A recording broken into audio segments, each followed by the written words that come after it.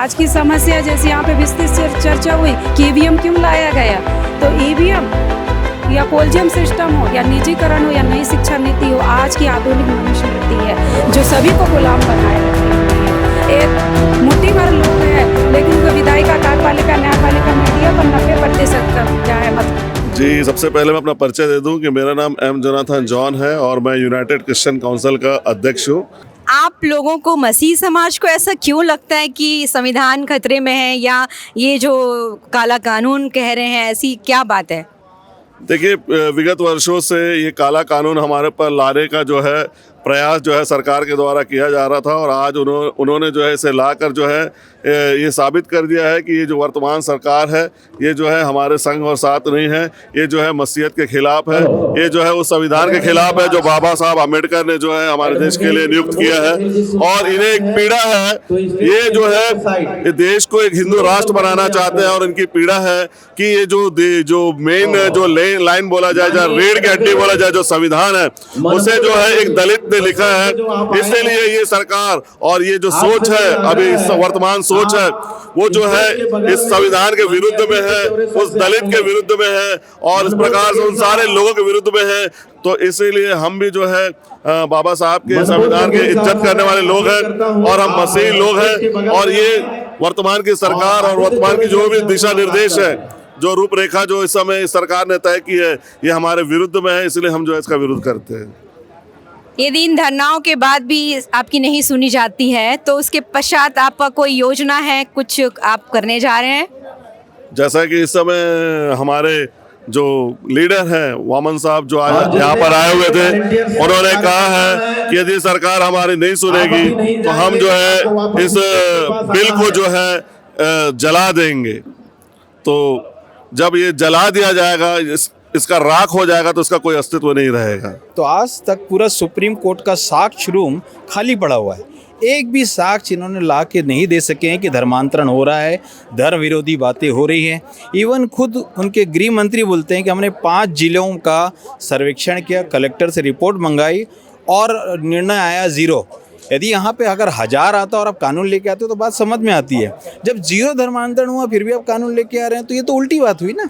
तो इसलिए हम इसका विरोध कर रहे हैं कि ये स्वतंत्रता का हनन है, एक मानवता के खिलाफ कानून है ये। अब इस कानून का दुरुपयोग क्या होगा? दूसरे शब्दों में चोरी ज़्यादा करो, मर्डर ज़्यादा करो, लूटो पाटो, एक दूसरे को खून बहाओ, कोई सज़ा नहीं होगी। परंतु यदि मैं आपसे बोलूँगा कि आपकी बुरी आदतों को छोड़ दो, आप अपना मन बदल लो, तो हम 10 साल के लिए जेल चले जाएंगे, 20 साल के लिए जेल चले जाएंगे। पहले हम मानव बने, बाद में हिंदू और मुस्लिम और क्रिश्चियन बने। हमने मानवता को छोड़ दिया है, तो ये कैसा कानून है? इसलिए हम इसको काला कानून बोल रहे हैं और इसको हम वापस लेने की मांग कर रहे हैं। आप अपना परिचय दीजिए मैम, और आज आप यहाँ क्यों उपस्थित हैं, क्यों ऐसा माहौल बना हुआ है, तो इस पर आप अपने क्या विचार देना चाहेंगी? मैं भिक्खुनी प्रवक्ता हूँ, बुद्धिस्ट इंटरनेशनल नेटवर्क प्रदेश प्रभारी, भिक्खुनी संघ छत्तीसगढ़ और मध्य प्रदेश संयुक्त प्रभारी। ये सिर्फ एक शांतिपूर्वक धरना आंदोलन है, ना यहाँ कोई हिंसा हो रही है, ना किसी को गाली दी जा रही है, ना उग्र कोई वार्तालाप हो रही, कुछ नहीं, बहुत शांतिपूर्वक है। हम लोग इसलिए आए, यहाँ मुस्लिम भी आए हैं, सिख भी आए हैं, बौद्ध भी आए हैं, तो हम बनते हैं, हम भिक्खुनी है इसलिए आए हैं क्योंकि हमें समझ आ रही है कि जो समस्या है, समस्या केवल हमारी बुद्धिस्टों की नहीं है, बल्कि ये सभी समाज की समस्या है, चाहे SC हो, ST हो, OBC हो, माइनॉरिटी हो, क्योंकि बुद्धा ने कहा कि सबके दुख दूर करो, चरत भिक्खवे चारिकम बहुजन हिताय बहुजन सुखाय।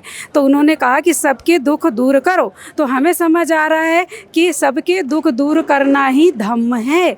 इसलिए हम इस धरना प्रदर्शन के लिए सबको जागृत किए। SC के पास भी गए, ST के पास भी गए, OBC के पास भी गए, माइनॉरिटी के पास भी गए। सिर्फ हमारा महाबोधि विहार बचाना और दीक्षा भूमि बचाना, प्राचीन विरासत, ये पहला कर्तव्य नहीं, बल्कि उससे भी बड़ा कर्तव्य है कि पूरे बहुजन के समाज को दुख करने, और जो दुख का कारण है जो ब्राह्मणवादी व्यवस्था, जो कहने मनुवादी व्यवस्था उन लोगों ने निर्मित की है, तो उस व्यवस्था के खिलाफ लड़ना और उसको लड़के हमें देश में जो समता चाहिए, स्वतंत्रता चाहिए, न्याय और बंधुता चाहिए, उसकी स्थापना करना। तो ये धरना प्रदर्शन इसीलिए है ताकि हम ये जो हमारी बुद्धा ने जो समता, स्वतंत्रता, न्याय और बंधुता की हमें मूल सिद्धांत दिए, उसके लिए आंदोलन प्रदर्शन है, क्योंकि हम जब तक बताएंगे नहीं लोगों को, ये जो इतनी विशाल जनसभा हुई, तब तक लोग जागेंगे नहीं, उसके लिए लड़ेंगे नहीं, तो हमें जो उस समस्याओं से मुक्ति नहीं मिलेगी। तो उन समस्याओं से मुक्ति के लिए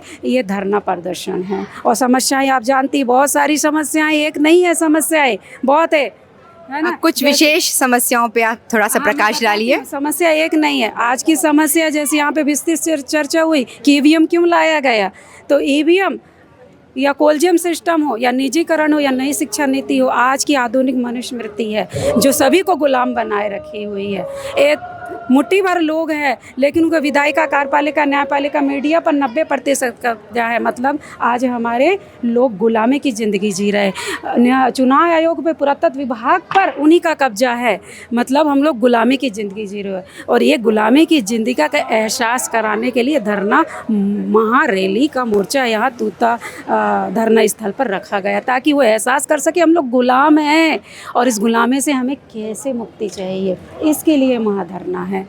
आज जश्न मना रहे हैं लोग, गुलामी का जश्न। गुलामों का जश्न कैसा होता? नहीं, जब ये आज़ादी मिल जाएगी, जब ये मुक्ति मिल जाएगी, तब हम जश्न मनाएंगे। अभी कोई नहीं, क्योंकि गुलामों का कोई जश्न नहीं होता है। तो आप हमें बताएं कि ये जागरूकता अभियान, ये आंदोलन कहाँ तक सफल है हमारे इस छत्तीसगढ़ में? क्यों नहीं, अधिक से अधिक लोग जाग रहे हैं। यहाँ पे आदिवासी भाई जो क्रिश्चियन भी बने हैं, उन लोग भी अधिक से अधिक मात्रा में आ रहे हैं और उनको समस्या नज़र आ रही कि मेरी समस्या, क्योंकि हम लोग जाके समस्या लोगों को बता रहे हैं, ये तुम्हारी समस्या है। जैसे अभी धर्म स्वतंत्रता विधेयक 2025 ये लाया गया, इसके लिए विस्तार से चर्चा हुई, तो लोग समझ रहे हैं। आदिवासी को जमीन का मालिक होने का अधिकार नहीं मिल रहा है, ये समझ रहे हैं। ओबीसी को जाति आधारित गणना नहीं हो पा रही, ये लोग समझ रहे हैं। ये सारी चीज़ें, अभी ओबीसी का जो कॉलम है, वो कॉलम नहीं दिया गया, समझ रहे हैं लोग।